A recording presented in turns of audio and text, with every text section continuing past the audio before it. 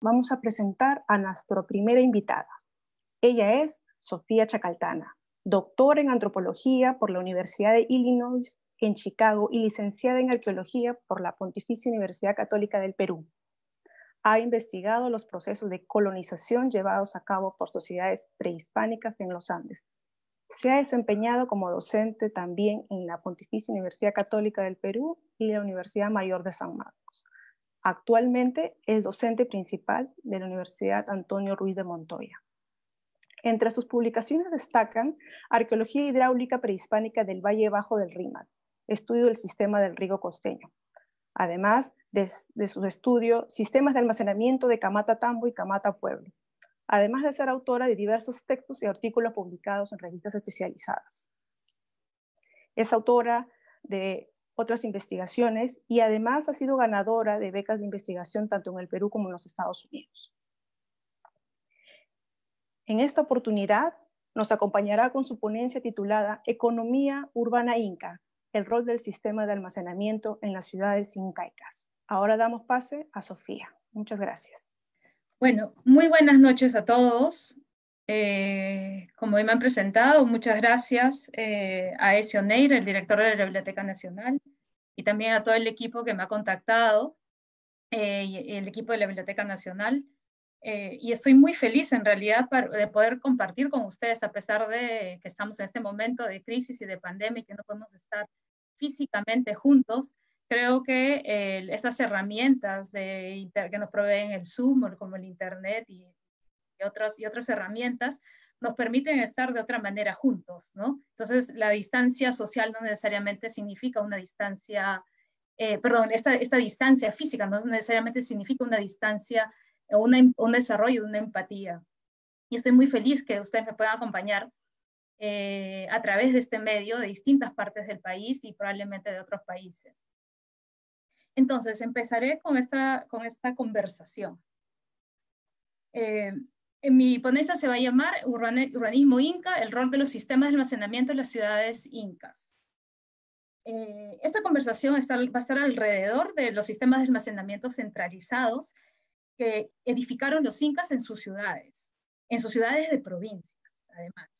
Por ello, ¿no? Hablaré un poquito sobre el imperio inca, también de las características de las ciudades andinas un poco y de las características de las ciudades incas específicamente, y también sobre algunos personajes importantes a través de los cuales las políticas imperiales pudieron ser sostenidas.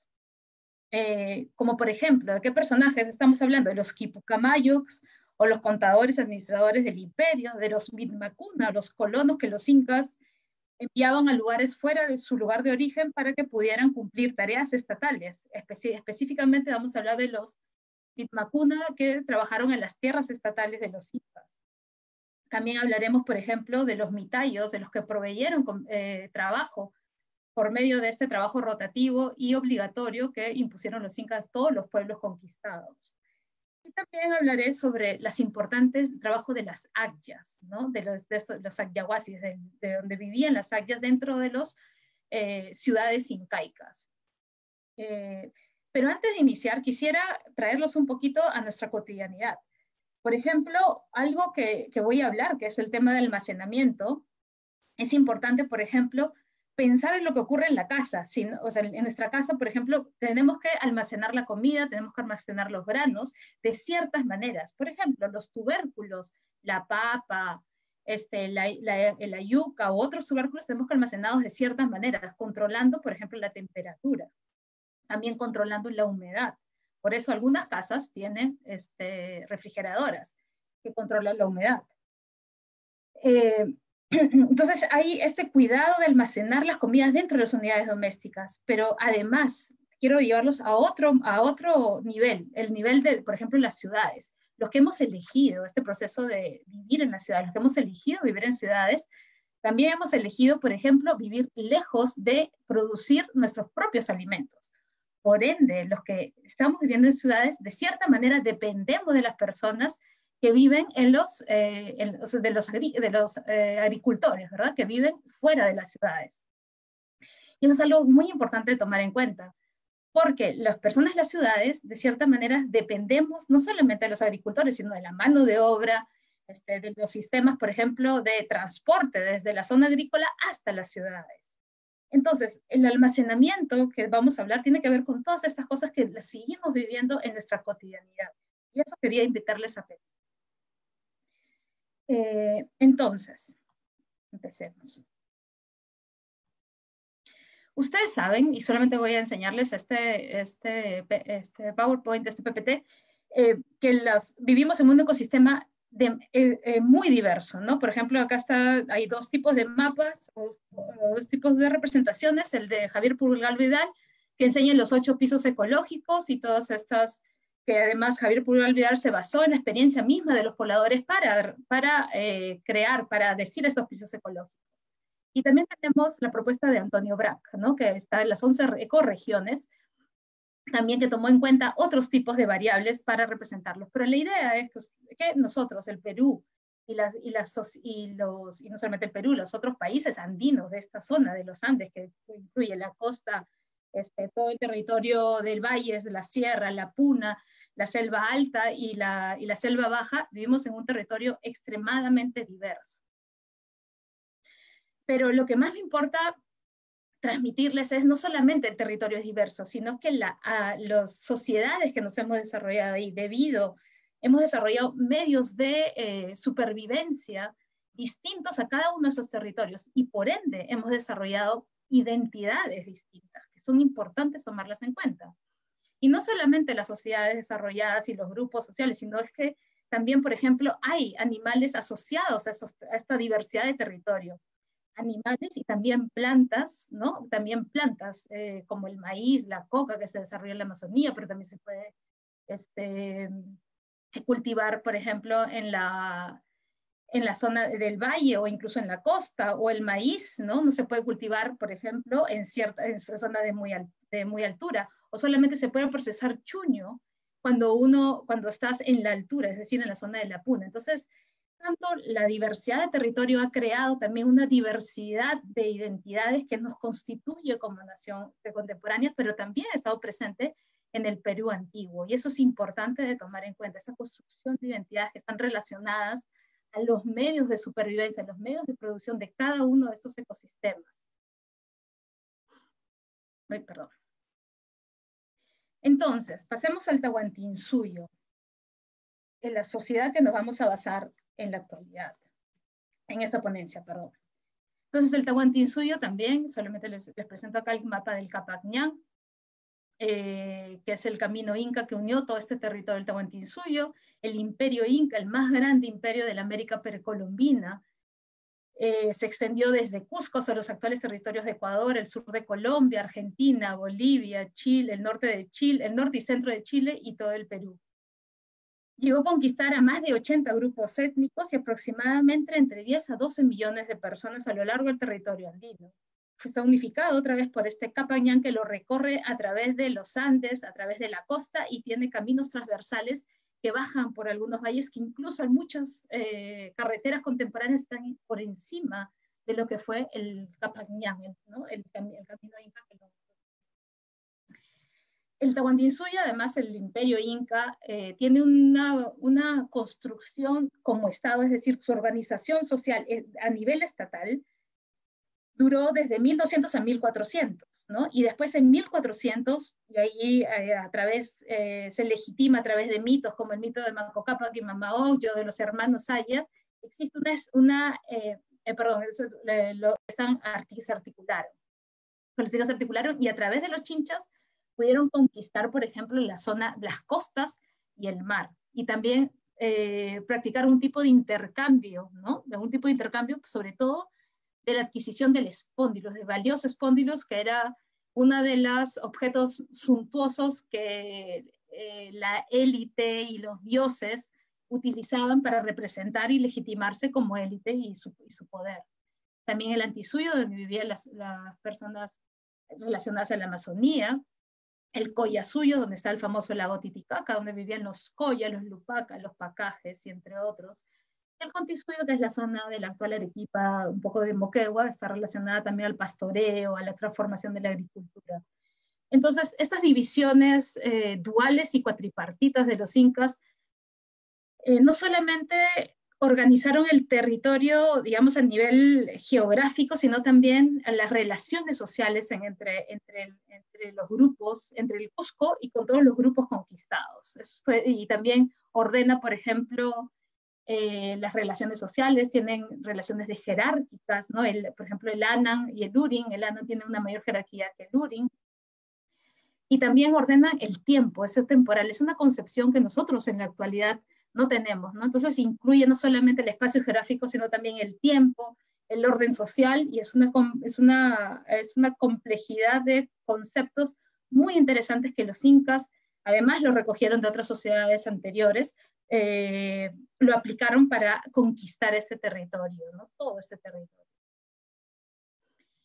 Entonces, pasando ahora a nuestro tema, que es el urbanismo, bueno, las ciudades incas, en este caso me voy a centrar en el urbanismo andino. El tema del urbanismo andino y las ciudades, la existencia de ciudades es un tema muy controversial dentro del mundo académico, ¿no? Y el mundo académico, que es un poco aislado, algunas veces se aísla de la comunicación con el mundo no académico, ¿no? O es un poco incluso cerrado, ¿no? ¿Y por qué? Porque hay algunas tendencias, unas teorías que sugieren que no existieron ciudades en los Andes y en base a ciertas características. Por ejemplo, porque las ciudades andinas nunca duraron mucho tiempo. Ninguna ciudad andina duró como otras ciudades europeas o del Asia que duraron, ¿no? Varios centurias, ¿no? En cambio, las sociedades andías fueron relativamente cortas. Capaz la ciudad Huari fue una de las más largas, Huari del imperio Huari de Ayacucho, pero las ciudades incaicas, por ejemplo, fueron muy cortas, ¿no? Como ciudad, como concepto de ciudad. También otra característica que sugiere que no existieron ciudades, ¿no? Las propuestas que sugieren que no existieron ciudades es porque no estuvieron muy pobladas, o solo estuvieron pobladas por las élites. Y por ejemplo, se regían por calendarios rituales, ¿no? Por calendarios rituales, y en esos calendarios rituales, en estas festividades, pues llegaba la gente regionalmente, hacía peregrinaje, por ejemplo, en la ciudad del Cusco, o acá también estoy enseñando algunos dibujos de una ciudad más anterior a la del Cusco, que es, por ejemplo, Tiahuanaco, ¿no? Que estaba en la actual Bolivia, pero que tuvo influencia también para el actual territorio del Perú y para nuestra sociedad, nuestro desarrollo de sociedades andinas, estuvieron habitadas solamente por élite, ¿no? Y que en algunos momentos, pues, el peregrinaje de gente las pone como más vivas, más llenas de una idea de ciudad contemporánea. Y también porque dentro de este modelo, pues no vivieron esta diversidad de gente que debería tener una ciudad. Para que exista una ciudad debería haber edificios públicos de variados tipos, también diversidad de gente, no solamente élite, sino también gente, digamos, de no élite. Y esto estoy hablando de una diversidad, porque en los Andes en realidad había una diversidad. Por ejemplo, sí se aceptan ciudades para las zonas norte, ¿no? Para la zona lo estaba comentando, de Huari en Ayacucho, pero son de características distintas, ¿no? Hay características distintas de este tipo de urbanidad. Entonces, para los que sí aceptan que habían ciudades, una de las grandes preguntas no solamente que hubieran ciudades, sino ¿cuándo inician estas ciudades? ¿Cuándo se inicia este fenómeno urbano? Y ahí también existe mucha discusión. Yo solamente quiero comentarles sobre esa discusión, no quiero entrar a esa discusión. Hay mucha literatura sobre el tema, pero les comento que nosotros vamos a aceptar para este caso, ¿no? de los centros administrativos incaicos de las provincias y su desarrollo urbano, como asumir que eran ciudades, para referirnos a estos centros administrativos urbanos y administrativos incas. Entonces, algo que caracteriza a este urbanismo incaico y a estos centros administrativos en los cuales me quiero enfocar para hablar sobre el almacenamiento centralizado, es, por ejemplo, que tuvieron un urbanismo, una planificación que fue desarrollada por el Estado y fue impuesta en estas zonas. Es decir, a diferencia de estas ciudades que crecen de manera orgánica, las sociedades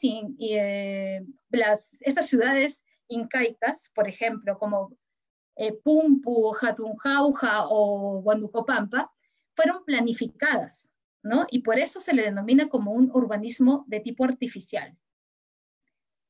Entonces, ¿y qué implicaba esta planificación? Por ejemplo, tenían grandes plazas. Ustedes acá pueden ver, por ejemplo, a la plaza de Huánuco-Pampa, ¿no? Esta ciudad que está en Huánuco, y este es Lelushnu, que estaba en el centro de la plaza y donde se oficiaban ceremonias imperiales, ya sea por el Inca o representantes del Inca, y oficiaban ceremonias para que venga toda la gente de las regiones, ¿no? De los grupos conquistados que estaban viviendo en las regiones. Y después vamos a hablar también de los Vilmacunas, es decir, de los colonos que los incas habían movido para sustentar a estas ciudades.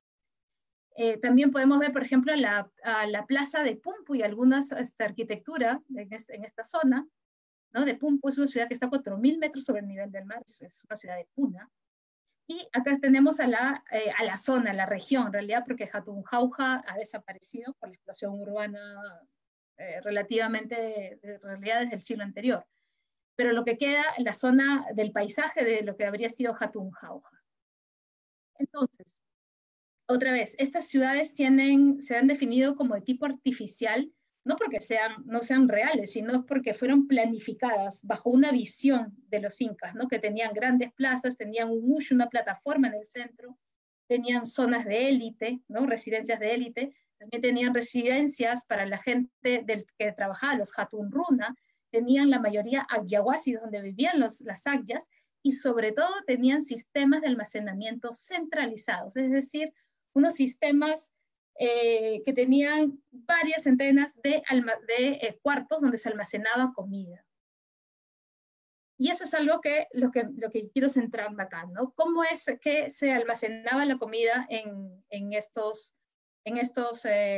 ciudades? ¿Por qué es importante, por ejemplo, entender el almacenamiento de comida en estas ciudades? Bueno, una de las cosas es porque dependía, otra vez, así como nosotros dependía de la producción, es decir, de cómo se ordenaba la producción fuera de estas ciudades. Y si fue una ciudad, además, artificial, es decir, fue concebida por el imperio y puesta conceptualmente, espacialmente por el imperio en estas zonas, también sugiere que la zona de alrededor también fue concebida por el imperio, es decir, fue planificada por el imperio para que pueda sustentar a la gente que habitaba y a las funciones que tenía estas ciudades, ¿verdad? Incaitas.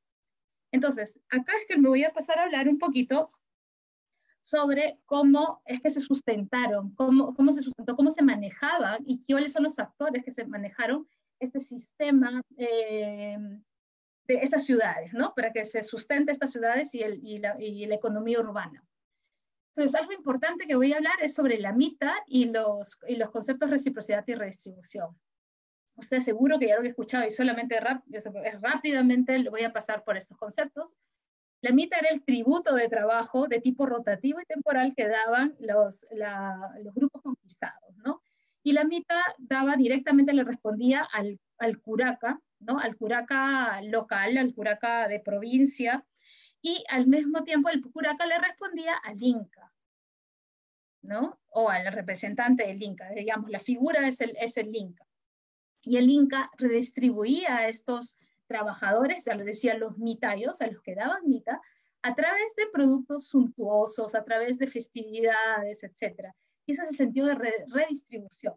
La redistribución es entonces la relación entablada entre el inca y los curacas y los miembros del Ayllu, ¿no? Y estas relaciones se daban a través de la repartición de bienes suntuosos, es decir, de lo que el Inca le daban sus artesanos, como los camayos, cumbicamayos, como las agyas, las preciosas textiles, la chicha de jora que preparaban las agyas, no era la misma chicha de jora que preparaban en tu unidad doméstica, ¿no? en tu comunidad, sino era otra chicha, tenía otra simbología. Entonces esta era la redistribución que daba el Inca a través de estos objetos suntuosos por el trabajo de los mitayos, de la gente del común. Entonces, esta es la importancia de estas relaciones. También tenemos otros agentes muy importantes, son los mitmacunas o los colonos, ¿quiénes fueron los colonos? Eran grupos, eran gente de unidades o de grupos étnicos conquistados que los incas movían para tener algunas labores o algunos proyectos estatales específicos, ¿no? Ya sea para cuidar fronteras, ya sea como militares, o para trabajar en tierras estatales, en tierras privadas de los incas, que eso ocurría alrededor del Cusco, o para trabajar en tierras estatales de las provincias, que eso es lo que me quiero referir en este caso. Es decir, los incas movieron a muchas personas, a un gran número de personas, solamente para darles un ejemplo. Se ha estimado que se desplazaron entre 3 a 5 millones de personas durante la época inca, de un total de 10 a 12 millones de personas, ¿no? Es muchísima cantidad. ¿Y qué pasó? Que cambió el escenario geopolítico y el paisaje geopolítico de los Andes, lo cambió totalmente. Incluso algunos movilizados al menos 2.000 kilómetros de su lugar de origen.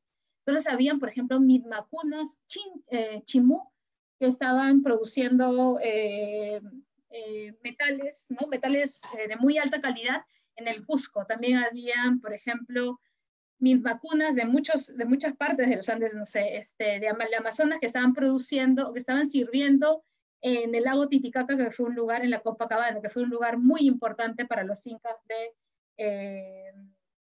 como lugar simbólico y religioso. Y hubieron otros mitmacunas, por ejemplo, en las tierras de Cochabamba y otros lugares, como también Jatujauja, Pumpu y Huanucopampa. Entonces, habían esta política de movilidad de los colonos que fue muy importante. Y también, alguien que me quiere enfocar son los quipu camayocs. Los camayocs son los hacedores de algo, ¿no? El camayo que es el que hace algo. Y los quipu camayocs es el que hace quipus, ¿no? ¿Y quiénes fueron los quipu camayocs? Fueron los encargados de contabilizar la mano de obra de los grupos conquistados, es decir, cuánta mano de obra, cuánta gente puedo obtener de este grupo para que vaya a trabajar en mis proyectos estatales. Pero no solamente hacían eso, sino también trabajaban en los productos, o sea, contaban los productos almacenados, ¿no? En las colcas, por ejemplo, en estas colcas que vamos a ver, los almacenamientos centralizados en las ciudades incaicas, y qué tipo de productos habían. Por ejemplo, este dibujo de Guamán Poma de Ayala nos demuestra un quipu camayo que está contando, ¿no? Que está contando y está alrededor de colcas, probablemente contabilizando los productos que ingresaban o salían de las colcas, ¿verdad? De donde se almacenaban estos productos alimenticios o productos suntuosos también. Y eso se hacía a través de los quipus incas, ¿no? No vamos a centrar en los quipus incas, pero solamente para que sepan este sistema de nudos, que tenía un sistema decimal basado en nudos sobre cuerdas bastante complejos, que no solamente están anotando números, ¿no? Sino también pueden anotar otro tipo de información un poco más textual. Y solamente para comentarles, hasta ahora continúa, no de la misma manera, sino de distintas maneras en muchas comunidades andinas e incluso amazónicas.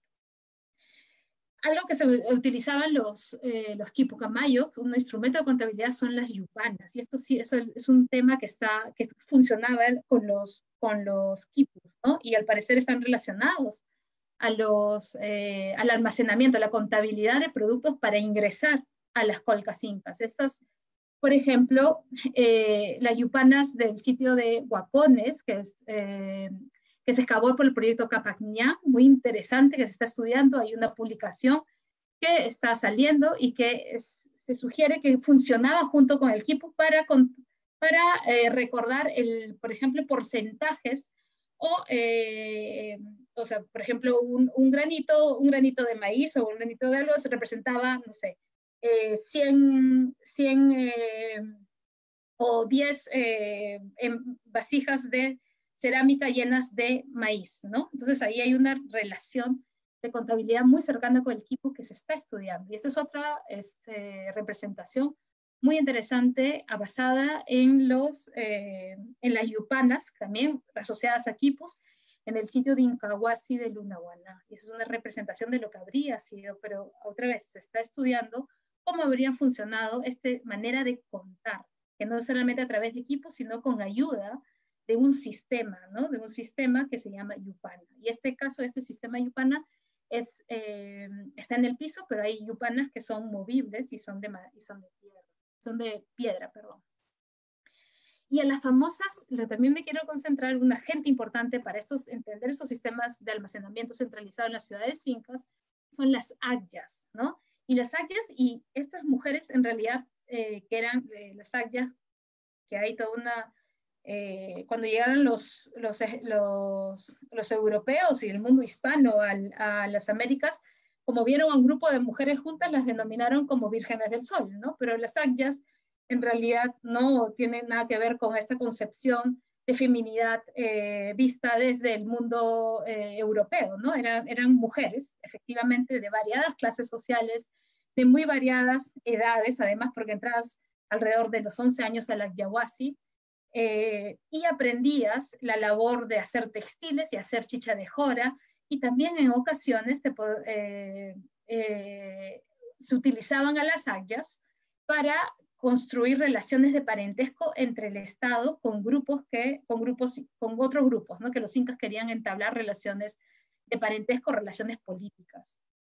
Y acá podemos ver a las agyas que estaban dentro de las ciudades incaicas, que están haciendo chicha de jora, y chicha de jora para las festividades que se realizaban en estas grandes plazas de estas ciudades y donde se congregaba toda la gente de la región. Sin este trabajo, sin esta mano esta fuerza, ¿no?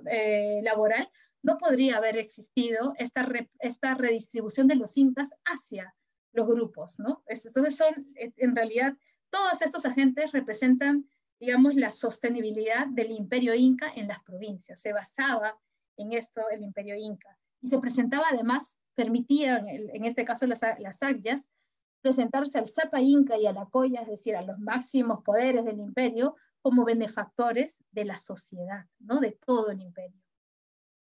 Solamente para, ¿no? Y esta es una construcción que de esa construcción muy antigua, de construcción de legitimidad del imperio inca, y esta es, por ejemplo, la representación de Manco Cápac y Mama Ocllo, que también se presentan como legitimadores, ordenadores de la sociedad y benefactores y grandes proveedores. Pero acuérdense que se tuvieron que basar en gente para poder lograr estas tareas imperiales, ¿no? Eso es muy importante tenerlo en cuenta en estas identidades. Bueno, entonces, si bien habían estas identidades que daban la mano de obra, también hubieron este desarrollado sistema de tecnología para mantener los alimentos dentro de estas ciudades incaicas. Acá les presento dos tipos, ¿no? Algo que tenía esta tecnología para mantener, por ejemplo, la temperatura dentro de estas colcas de las ciudades incaicas, eran que tenían pisos abiertos. ¿Qué significa un piso abierto? Es decir, debajo de esta estructura tenían piedras donde pasaba el aire fácilmente. ¿Y qué ocurre con eso cuando estás, por ejemplo, sobre los 3.000 metros sobre el nivel del mar, o a partir de los 2.500 metros sobre el nivel del mar hacia arriba? La zona de la sierra, seguro que ustedes lo han sentido, saben o viven ahí, durante el día, por ejemplo, la temperatura es muy alta, y durante la noche la temperatura baja mucho. Entonces estos cambios drásticos de temperatura hacen que, por ejemplo, puedan sufrir los productos, ¿no? Los productos se malogren o hacen otras cosas en los productos. Por ende, estos almacenes están diseñados para mantener la temperatura, digamos, no entre mucho sol y no se caliente durante el día, y están diseñados para mantener la temperatura a cierto nivel durante la noche. Más o menos era unos 10 grados centígrados, ¿no? Por eso tienen estos sistemas complejos de pisos abiertos, es decir, donde puede pasar el aire. Incluso algunos tenían como canaletas de aire para mantener este sistema a esta temperatura, una temperatura estable dentro de la zona serrana. En la costa también hay almacenamiento, pero acuérdense, la tecnología, debido a los productos y debido también a la misma, al mismo medio ambiente, se va a tener que tener otro tipo de tecnología. Y eso también, no solamente es de producto, o sea, cada producto va a tener distinto tipo de tecnología para ser almacenada. Por ejemplo, acá vemos, algunas veces se almacenaban los maíces desgranados en vasijas de cerámica.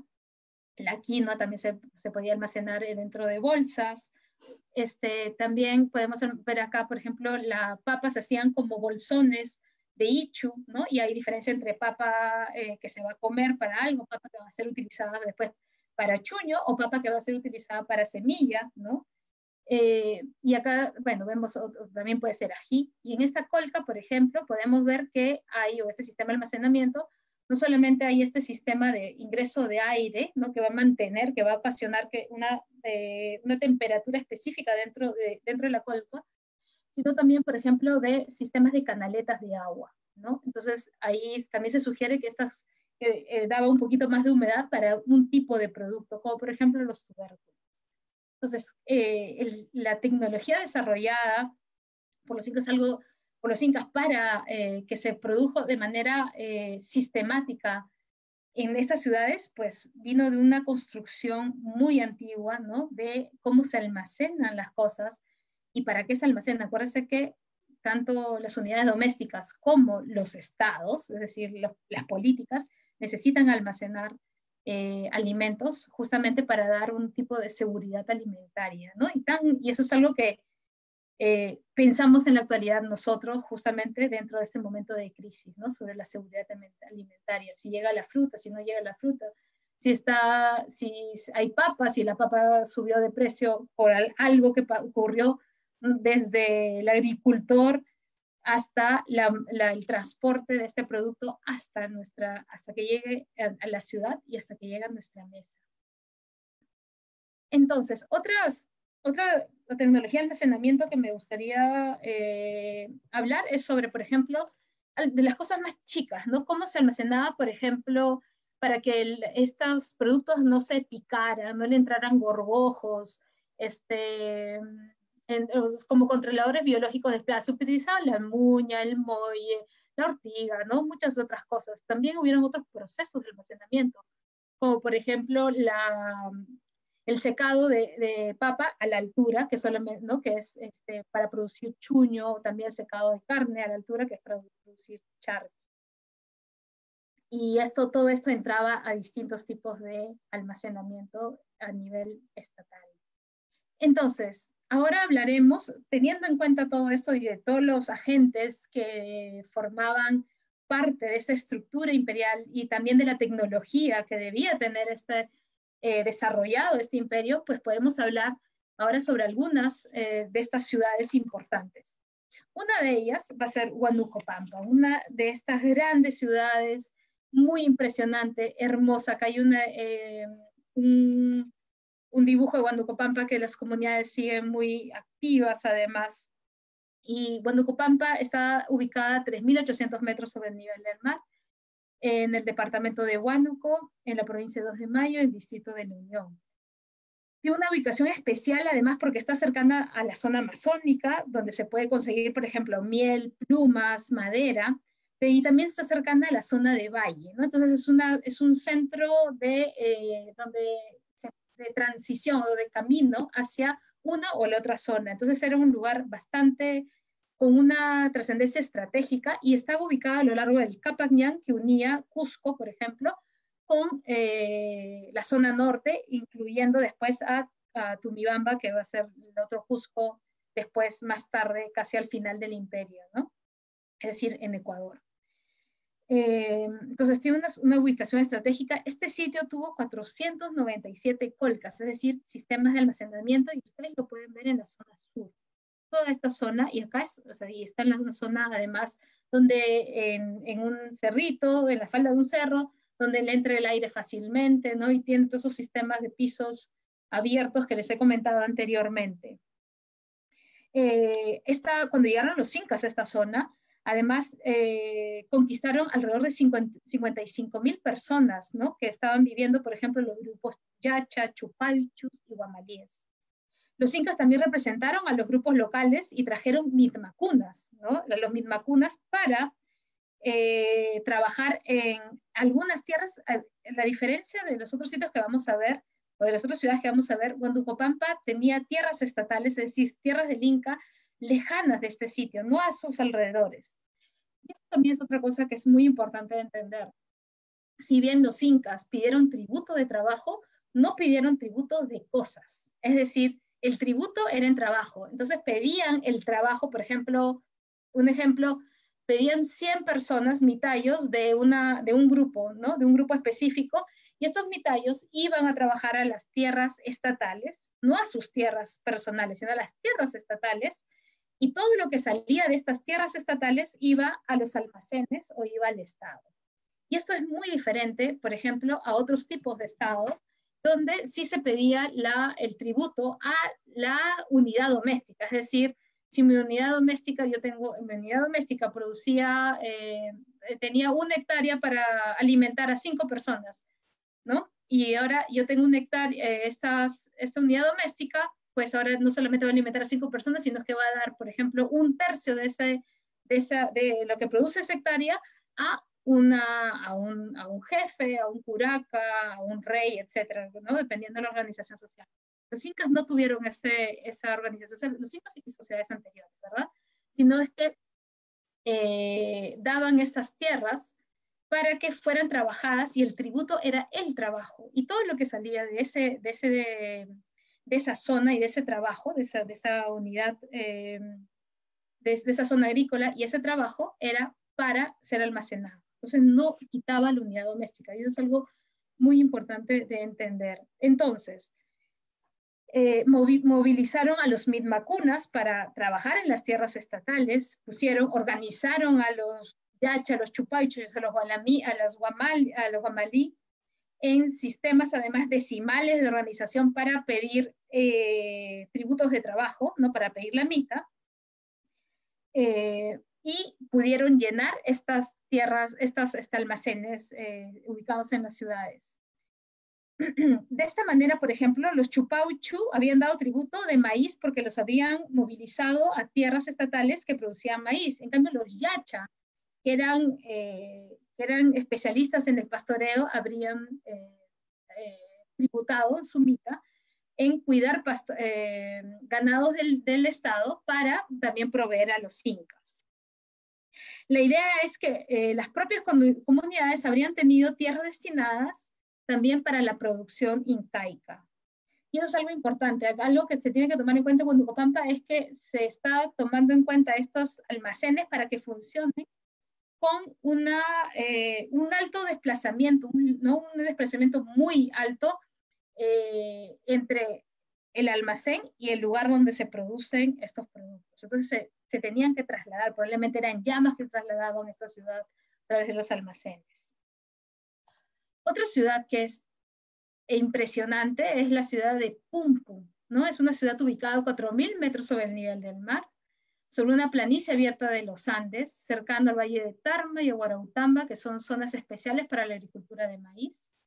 La ubicación especial es una ubicación especial para el pastoreo de camélidos, para el procesamiento de tubérculos, es a 4.000 metros sobre el nivel del mar, ¿verdad? Y antes que llegaran los incas habitaban alrededor de 50.000 personas. Los grupos étnicos que estaban ahí eran, por ejemplo, Satapillo, los Chinchaycocha, que eran personas que usualmente estaban relacionadas al pastoreo y también a la explotación de ciertos productos. También se trajeron mitmacunas, ¿no? A esta zona, pero sobre todo para explotar, por ejemplo, sal. En esta ciudad hubieron 589 colcas, unas en la cima del cerro y otras en la pampa de esta ciudad. La propuesta entonces también es que se procesaba y el tubérculo, sobre todo eran almacenes, se sugiere para tubérculos y para fibra de camélidos, ¿no? Entonces, lo que también se ve en Pumpu, por ejemplo, y lo que podemos ver acá, es que se estaba produciendo mucho chuño, ¿no? La producción de chuño, es decir, no solamente se almacenaban, sino de todo este proceso productivo de almacenar un tipo de producto que requiere un procesamiento antes de ser almacenado. Por ejemplo, esta es la zona donde se almacenan las colcas en esta gran ciudad inmensa. Esta es la plaza de Pumpu.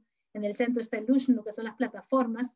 Y esta plaza, acuérdense que funcionaba para dar estas festividades, ¿no? A los grupos étnicos que estaban a los alrededores y que los incas pudieran dar esta reciprocidad a través de chicha y comida, etc. Y en este caso sería a través de dar de comer chuño, ¿no? Entonces, continuamos. Y Hatun Jauja, es una ciudad que ya les comenté, muy interesante, está en el Valle del Mantaro, en la provincia de Jauja, región de Junín. Fue una ciudad bastante grande, ya no quedan muchos restos de la ciudad que podamos observar con las excavaciones. Probablemente hay un proyecto también por el programa Capangyan que está siendo desarrollado, que es muy interesante y están dando algunas luces sobre esta ciudad, pero ha habido proyectos anteriores también, hace muchos años, ¿no? Algo que es interesante de Hatun Jauja es que fue una ciudad muy habitada, es decir, antes de la llegada inca hubo 217,000 personas que habitaban la ciudad, es decir, 4 veces más que las otras 2 ciudades que hemos hablado, de Pumpu y Huayncopampa.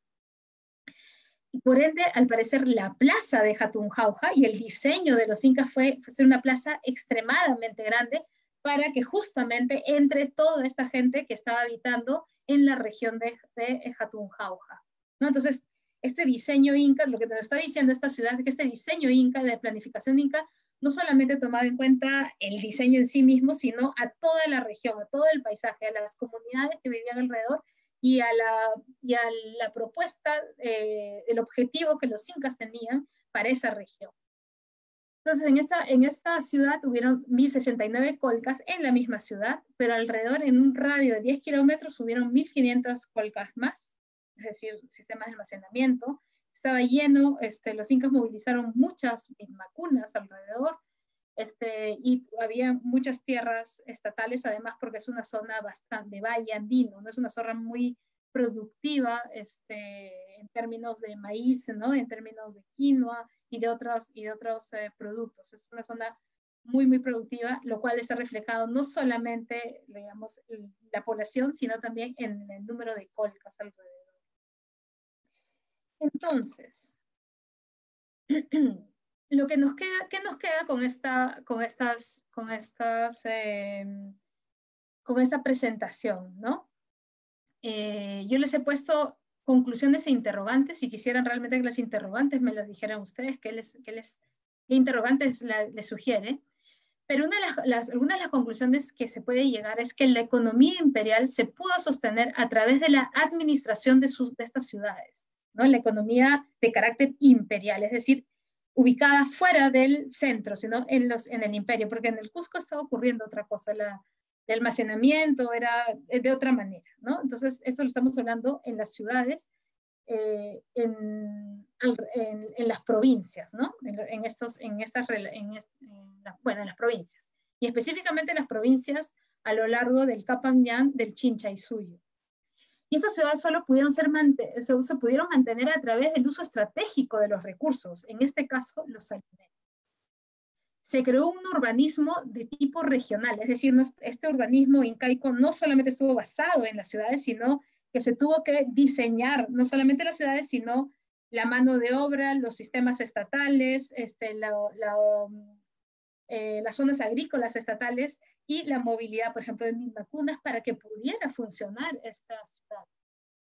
Y era un urbanismo regional bastante cosmopolita debido a la alta presencia de vacunas, tanto en las ciudades como en las tierras estatales que las rodeaban, ¿no? Y esta idea de ser cosmopolita es siempre se entiende como muy contemporánea, pero se puede sugerir, ¿no? Que tanta gente viviendo de distintos lugares, distintas identidades, viviendo en zonas donde fuera de su lugar de origen, también creó un tipo de paisaje cosmopolita. Y también podemos pensar que las tecnologías de almacenamiento necesitaron mucho estudio y sistematización desde las particularidades de cada producto almacenado. Es decir, cada producto tenía particularidades específicas, además de depender en qué piso ecológico estaban ubicados y además cuánto querías almacenar. Y las características climáticas de cada ciudad. Esto probablemente estuvo a cargo de algún tipo de camayuco especialista que aún no ha sido estudiado. Y ahora me quedo con las preguntas que ustedes tengan. Muchas gracias. Primera pregunta de Yuri Valdión. ¿Qué diferencia hay entre los del sur con el norte en lo que era para almacenar los alimentos? ¿Qué diferencia, perdón, hay qué? Entre los del sur con los del norte para almacenar los alimentos. Okay. Gustavo López nos pregunta, ¿quiénes eran los encargados de enseñar o difundir este conocimiento? Sistema de caminos, administrativo, económico, en el Imperio Inca. Y una pregunta muy interesante. ¿Hubo pobreza en el imperio? Y las preguntas por el Facebook. Patricia Pérez Luyo pregunta, si brevemente se puede explicar cuál es la diferencia entre urbanismo andino y urbanismo incaico. Y la otra pregunta es de Fanny Odar, que consulta, ¿qué prueba se tiene que se trabajaba así la mita? ¿Cómo se comprueba que solo los mitayos daban su trabajo y no los productos? A ver, vamos a que nos compartas las respuestas, Sofía. Te escuchamos. Ya. Bueno, muchas gracias por las interesantes preguntas. Voy a ir un poquito en orden y capaz algunas se van respondiendo en el camino, ¿no? O sea, y hoy vamos a comentar.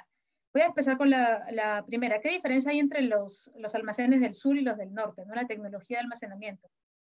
En realidad, más que los almacenes del sur y los del norte, lo que se tiene que ver es la diferencia del tipo de almacén. Por ejemplo, los almacenes de la costa eran distintos a los almacenes de la sierra, ¿no? Y justamente, otra vez, porque son diferencias climáticas distintas y requieren distintos manejos de almacenamiento.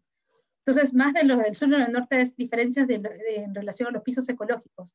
También hay diferencias, y eso me hubiera gustado, por ejemplo, tocarlo, es diferencias de almacenes, por ejemplo, dentro de las unidades domésticas, almacenes comunitarios, almacenes que se tenía, por ejemplo, en la ciudad misma del Cusco para productos suntuosos o para los palacios privados de los incas. Hay diferencias de la función y de la escala de almacenes, más que los del sur y del norte, ¿no? Entonces, en los del sur y del norte, si están en una misma sistema ecológico, digamos, probablemente sean los mismos, pero si están tanto en el norte como en el sur, en otro sistema ecológico, habrían sido distintos. Otra pregunta es, ¿quiénes eran los encargados de transmitir este conocimiento? Nosotros no conocemos a los Siubo o Colca Camayox, pero sabemos de esta idea de Camayox, es decir, de cómo se almacenaba y cómo se transmitía el conocimiento, ¿no? Eran especialistas, o sea, nosotros no podemos pensar que en los imperios y en las sociedades andinas no hubieran especialistas de conocimiento, eran especialistas astronómicos, especialistas probablemente laboratorios agrícolas, laboratorios de manejo de hidráulica y hubieron especialistas de almacenaje que tenían este conocimiento además ancestral, ¿no? La diferencia de los incas es que lo llevaron a una escala imperial, es decir, una escala grande, ¿no? No grande, enorme, enorme, inmensa, ¿no? Porque eso lo significa el imperio.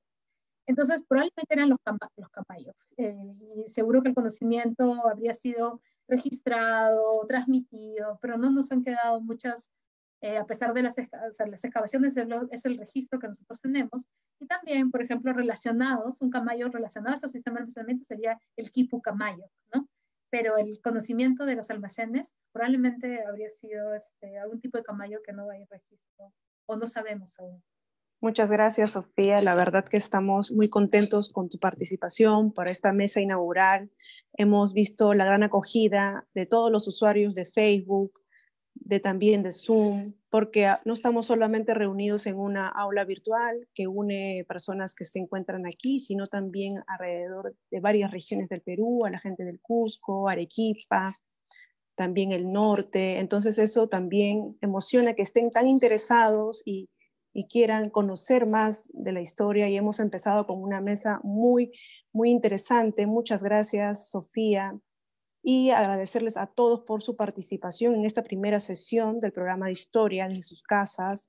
Ahora les invitamos a la siguiente sesión, que se va a realizar el día miércoles 20 en el mismo horario, y adelantarles que tenemos la participación del profesor historiador Carlos Carcelén, quien nos comentará acerca de los desastres naturales durante la época colonial, las consecuencias sociales y las respuestas culturales. Además, les invitamos a seguir las actividades que la Biblioteca Nacional del Perú tiene para ustedes con el propósito de acompañarlos en casa y ayudar a ser más llevaderos los días de cuarentena. Muchas gracias a todos. Muchas gracias, Sofía. Gracias a todos ustedes, gracias Laura. Y muchas gracias por escuchar.